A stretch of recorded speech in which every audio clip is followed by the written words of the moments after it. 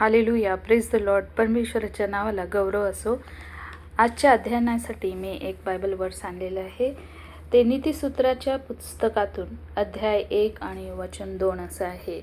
यामध्ये असं लिहिलेलं आहे की शब्दांमुळे लोकांना खरे शिक्षण समजण्यास मदत होईल.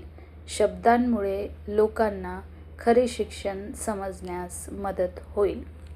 रिसेंटली माझी एक मैत्रीण आहे आणि तिने एका स्कीममध्ये पैसे गुंतवले पैशाची वाढ होण्यासाठी आणि जवळपास तिचे 4.5 लाख रुपये डुबले.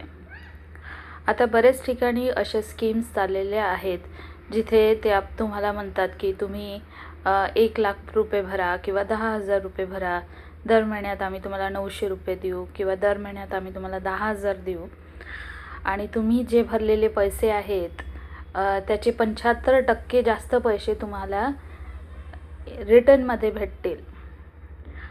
कधीकधी ते म्हणतात की 80% पैसे आम्ही तुम्हाला प्रॉफिट म्हणून रिटर्न करू. तुम्ही जेवढे पैसे भरले आहे त्याच्यापेक्षा 80% जास्त. आणि तिने ते पैसे भरले आणि आता तिचं अकाउंट फ्रीज झालेलं आहे आणि नंतर कळलं की ते लोक फ्रॉडुलंट होते आणि त्यांनी बऱ्याच लोकांना फसवलेलं आहे. तर परमेश्वर आपल्याला काय म्हणतो की त्याच्या शब्दाने आपण लोकांना शिक्षण द्यायला पाहिजे. त्याच्या शब्दाने आपण लोकांना शिक्षण द्यायला पाहिजे. तर परमेश्वराचे शब्द म्हणजे काय? जे बायबलमध्ये लिहिले आहेत ते परमेश्वराचे शब्द आहेत. तर या शब्दामध्ये परमेश्वराने आपल्याला म्हटलेलं आहे की आपल्याला चतुर असायला पाहिजे. आपल्याला चतुर असायला पाहिजे प्रत्येक गोष्टीमध्ये. आणि बरेच लोक असतात ते खूप भोळे असतात, ते चतुर नसतात.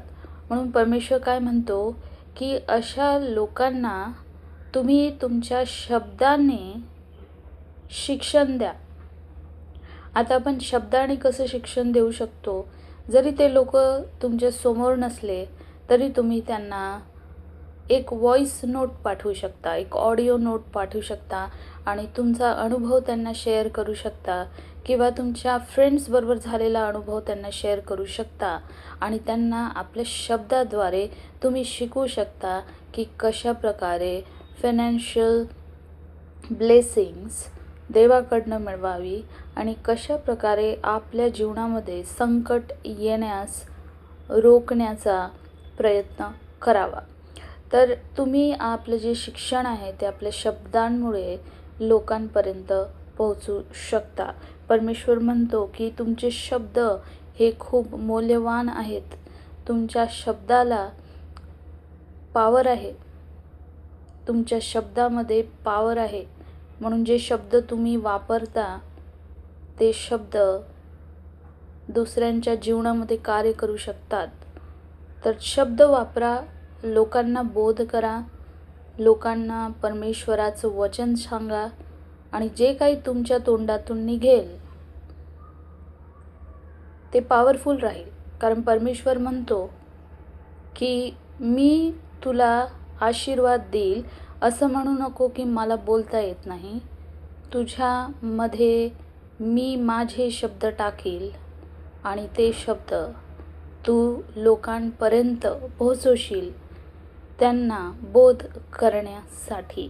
तर आज तुमचा आवाज, आज तुमचे जे शब्द आहेत ते तुम्ही वापरा. तुमच्या ऑफिसमध्ये वापरा, तुमच्या घरी वापरा, जिथे कुठे तुम्ही पिकनिकला जाता तिथे वापरा.